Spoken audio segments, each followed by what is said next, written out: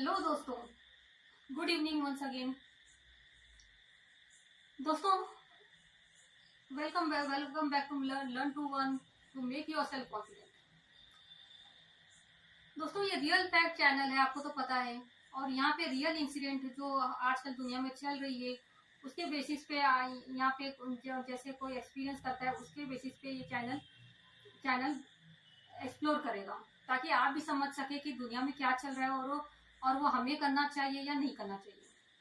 तो आज इसी तरह से एक स्टोरी के बेसिस पे आपको एक कहानी सुनाएंगे, और कहानी सुनाकर आप बताएं, आपको ये पता चलेगा कि ऐसे ये रियल लाइफ में होता है ना।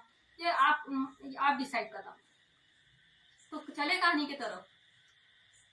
दोस्तों, एक मूर्तिकार रहता था। काफी अच्छी मूर्तियां बनाया करता था वो। भगवान जी की मूर्तियां बनाया करता था। काफी हाथ में उसकी कला थी और काफी चमत्कारिक रूप दे देता था एक पत्थर को भी। वैसे ही जब गणपति का सीजन आता या कोई फेस्टिवल आता तो वो तरह तरह के उस हिसाब से भगवान जी की मूर्तियां बनाता और आस पास के गांव शहर में वो बेचने निकलता, सेल करने निकलता। तो वो अकेले तो एक मूर्ति लेकर नहीं जा सकता, इसलिए उसने एक गधा भी अपने साथ रख लिया था, जो जिसपे वो गधे पे सारे मूर्तियां लादकर एक साथ वो सारी प्रदर्शनी शहर और गांव में आसपास आसानी से दिखा सकता था। काफी लोग उसके मूर्तियों को देखकर आकर्षित होते थे। हर बार जब भी वो गधा जाता, रास्ते से गुजरता, तो लोग अपने चप्पल जूते उतार कर भगवान जी को प्रणाम करते, भगवान जी को इज्जत से प्रणाम करते और गधे को भी केला और हरभरा जैसे चीजें खिला देते ताकि भगवान खुश हो। ऐसे काफी दिन तक चलता रहा। काफी अच्छा धंधा भी चल रहा था। मूर्तिकार भी खुश था और लोगों को भी जैसे लगने लग गया था कि भगवान खुद चलकर हमारे गांव आए हैं। भगवान वैसे ही गधे को भी मजा आने लगा और वो भी गर्विष्ठ होने लगा। उसे लगने लगा कि मैं वही सबसे श्रेष्ठ है, वही शक्तिमान है, वही बलशाली है। इसीलिए तो लोग उसके लिए रास्ता छोड़ते हैं, लोग उसको सामने प्रणाम करते हैं। ऐसे सोचकर वो गर्विष्ठ होने लगा। वो अपने आप को ही समझदार समझने लगा।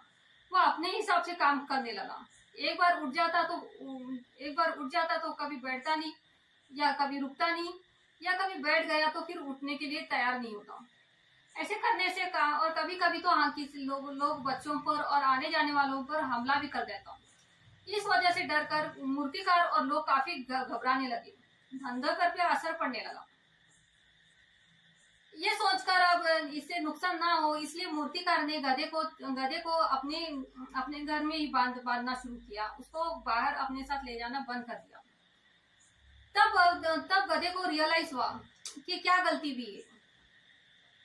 तो तब उसको तो अंदाजा ही नहीं था कि उसको जो इज्जत मिल रही थी वो उसके ऊपर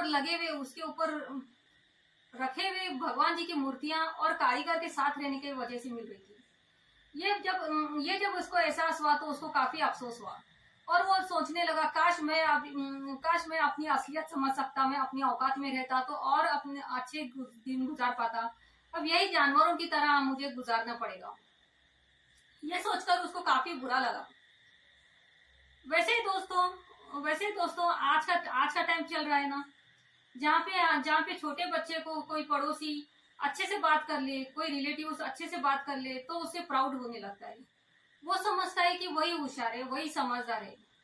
वो अब घर में वो कैसे कोई उसे जिम्मेदारी देने लगे तो वो समझता है कि मैं ही सबसे मैं मीन्स केपेबल हूँ और मैं ये काम कर सकता हूँ, बाकी किसी को इस बारे में अकल ही नहीं है, राइट।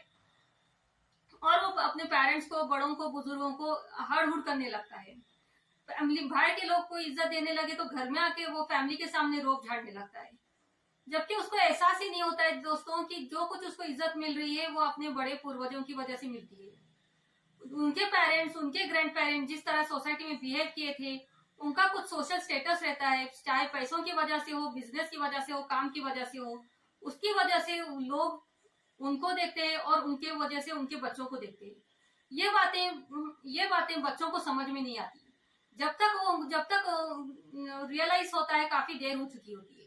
पेरेंट्स को जब वो हड़ हुड़ करते हैं, जो उनको बेवकूफी का ट्रीटमेंट दिया जाता है, उनको ऐसे बिहेव किया जाता है जैसे आज तक पेरेंट्स ने कुछ किया ही नहीं है। जबकि असलियत तो ये रहती कि पेरेंट्स की वजह से उनकी ये आइडेंटिटी बनी हुई रहती है। तो दोस्तों आप समझ गए ना ये कहानी का कंक्लूजन क्या आता है। जरूर कमेंट में बताएं आपने क्या समझा इस स्टोरी को लेकर। और यदि आप अपने पेरेंट्स के साथ अच्छा बिहेव नहीं करते तो आप समझ जाए कि आपको जो कुछ मिला है आपके पेरेंट्स की वजह से मिला है, आपके पूर्वजों की वजह से मिला है। आपको चाहिए कि आप अपने मीन्स फैमिली वाले, चाहे पेरेंट्स हो, ग्रैंड पेरेंट्स हो, अंकल्स हो, दादा दादी, नाना नानी, कोई भी हो, आपको उनकी रेस्पेक्ट करनी चाहिए। चाहे बुजुर्ग पड़ोसी भी हो तो भी उनकी आपको रेस्पेक्ट करनी चाहिए, ताकि आप अपने बच्चों के लिए आप अपनी आइडेंटिटी बना सके, अपने सोशल वैल्यूज बना सके। तो दोस्तों आपको समझ में आ गया है कि अच्छा बिहेवियर करना, अच्छी सोसाइटी, अच्छे वैल्यूज रखना काफी जरूरी है, ताकि आज अपनों के लिए और कल अपने बच्चों के लिए अब जनरेशन में ये चलती बात रहेगी, है ना। तो इसी वजह से आपको ये दो बातें समझनी है आज की कहानी से, कि पहले तो जो है आप अपनी लिमिट्स में रहे, अपने को ओवर स्मार्ट ना समझे, जो काम आपको दिया गया है वो अच्छे से करे, अच्छे से प्रूफ हो, और ताकि अच्छा सा एक नाम बना सके आप। और दूसरी ये कि आप अपने बुजुर्गों को इज्जत दे, जो कुछ आइडेंटिटी बनी है आप अपने औकात में रहकर सोचिए कि जो कुछ मिला है उनकी वजह से मिला है।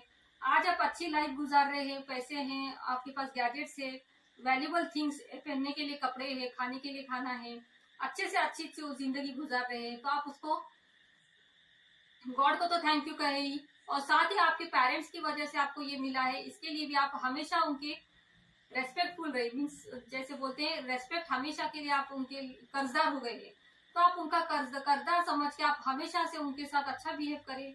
यही आज की सीख है जो आजकल सोसाइटी में नहीं देखी जा रही है। जैसे बताया कि थोड़ा भी रेस्पेक्ट मिलने पे वो बच्चे समझ रहे हैं कि वही कैपेबल है, और बाकी किसी को कुछ और समझ में ही नहीं आता। ये बात बिल्कुल गलत है दोस्तों। इससे आप ना तो आपकी रेपुटेशन खराब होती है, बल्कि आपकी रेपुटेशन खराब होती है, बल्कि आपकी जनरेशन तक आपकी नाम खराब होता है। और कोई भी आपके पास जैसे बोलते हैं एक इज्जत की नजर से नहीं देखता है। जो आज इज्जत की नजर से आपको देख रहा है, जो आपको करीब ले रहा है, जैसे आप रिलेटिव्स में एक्सपीरियंस कर सकते हैं, जो आपकी रियल रिलेटिव्स है वही आपकी केयर, लव, अटेंशन देते हैं, और बाकी जो दूर के हैं वो उतना ही रिजर्व रहते हैं। आप ये पार्टीज में, फंक्शंस में आप ये बात एक्सपीरियंस कर सकते हैं। तो ऐसे ही आप समझ सकते हैं कि आप अपने पेरेंट्स को, अपनी फैमिली को वैल्यू करें।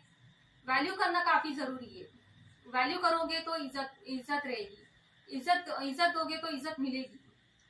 तो दोस्तों ऐसे आप ये बात को समझ गए हैं। आप इसका कमेंट्स में जरूर बताएं आपने ये बात को क्या समझा है, और आप भी सीखे और ये दूसरों को भी सुनाएं। लाइक सब्सक्राइब जरूर करें। मिलते हैं नेक्स्ट वीडियो में, तब तक take care, all the best.